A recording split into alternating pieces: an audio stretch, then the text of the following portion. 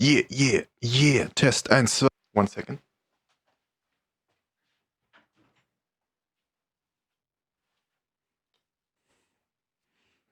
Hello everyone. It's not clipping, right?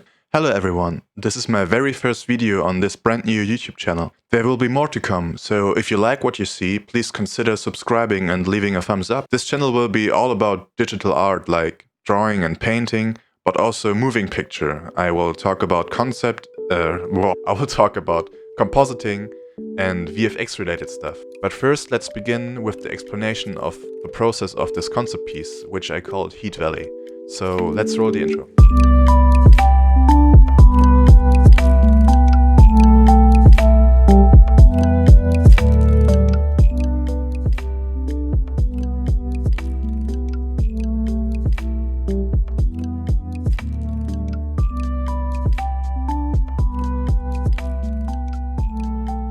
I will explain my workflow on this concept piece, and maybe you can pull something out of it for your own. If you have any questions, please don't hesitate to ask them in the comment section.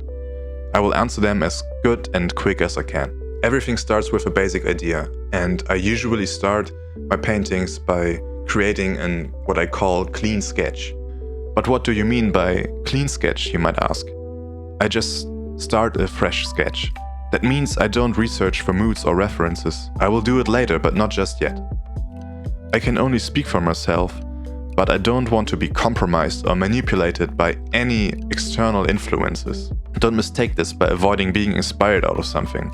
That's something quite different. Let's see the clean sketch as the first raw output from your imagination. So I start to block in the elements very roughly. I begin to add very saturated colors to define a very dramatic color palette right early on. Blue color values are in opposite to the warm brownish orange tones. Both colors are distorting themselves. Blue and orange is a real classic, also in moving pictures. Many series and feature films are using this iconic color contrast. The most well-known term is orange and teal. In this particular piece, I had a canyon-like environment in my mind, which is kind of an abandoned place, but you can definitely imagine that humans might have lived there. So I want to include some indications of human action in this environment. In my opinion, a nice painting always tells a story. The viewer should be curious about what's happening.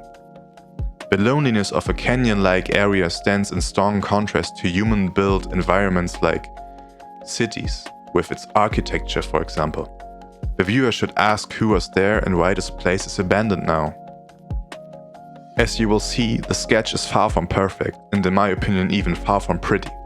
Its purpose is just to add all the elements, defining the area, defining the perspective, defining the light direction, and most and foremost, defining the mood.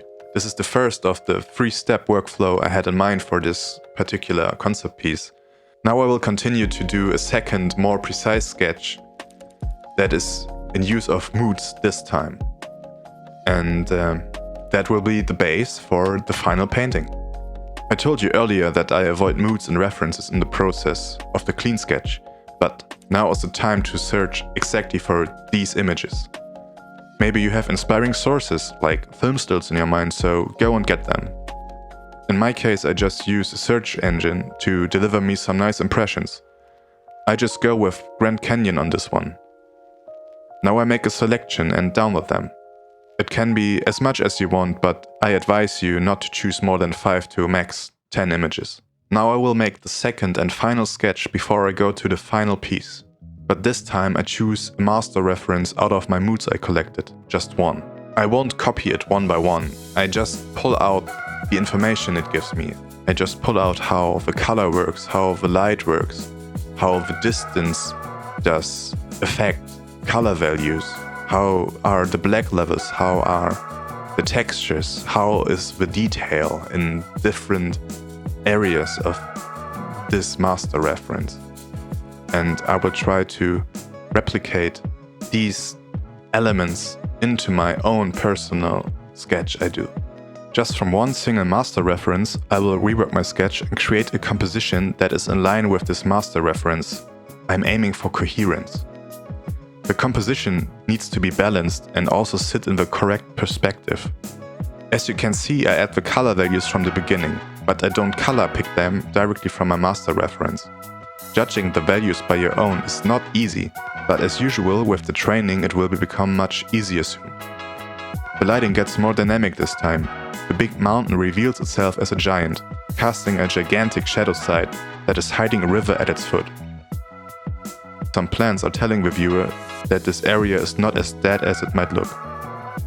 I changed the original idea quite a bit and removed the human-built obstacles for the most part. Just some poles of a fence and a road are the evidence for human action in this environment. In the process I absolutely fell in love with this color palette, which I don't want to change at this point.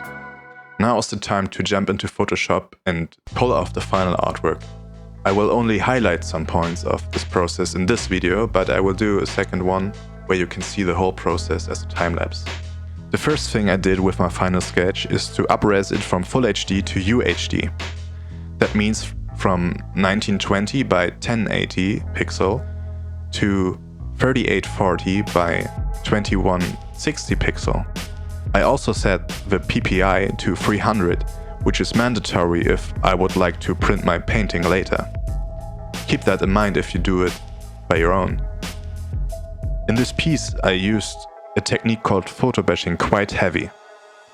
This is a pretty straightforward method to pull off high details very fast. It's a very popular way in the concept art world to speed up output.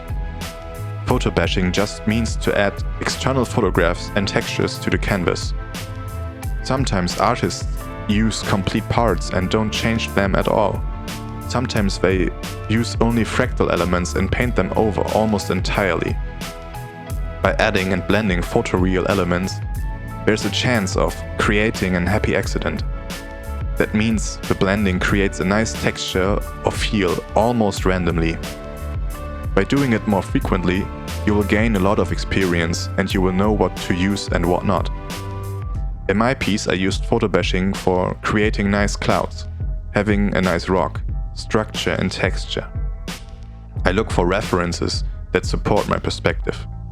If the perspective doesn't fit perfectly, I warp the photo bashing elements into place with the tools Photoshop provides. But not only the shape and form, I also set the color values to the right place. Once I added an element, I start to paint over a bit to make the overall look more coherent. You should look for high-res footage to get a convincing result. Sometimes the resolution doesn't matter if the mood it creates is just perfect. But keep in mind that every image on the internet has a respective copyright holder. In most cases, that's the person who took the picture. Of course, you can use images you find on the internet for education and practice purposes, in a private matter. But of course you can also buy a license for stock material, then you are good to go. But best and most legal way is to take images by yourselves. Even if you don't have a fancy camera, you can do it in almost every occasion. Most of you might have a smartphone. These devices have decent cameras already built in. So if you are at an interesting place or something special is happening, if this pandemic is over and we are allowed to travel again, just take the shot. You might use it later in your artworks. My workflow is now some kind of a ping-pong game between finding nice textures and correcting the values. Lifting and giving them a bluish tint make elements look like they are further away from the viewer. It creates depth. As you can see in the process, I changed the giant mountain structure quite often. It happens that I'm not happy with the result. In this case, I start over until I like it. Sometimes the things don't work out as well as you imagined them. In this case, my composition's biggest weak spot is the sense for the feel of the depth, which is also a scaling issue. The bright foreground of the image does simply not feel like it's higher and closer to the viewer who might just sit on the ground. Also, the poles feel like regular light posts. The viewer can't really tell how big or small they are. To solve this problem, I turned the light posts into a fence again by adding barbed wires. This gives a lot of depth into it because it underlines my perspective, everything back to the correct context of scale and composition.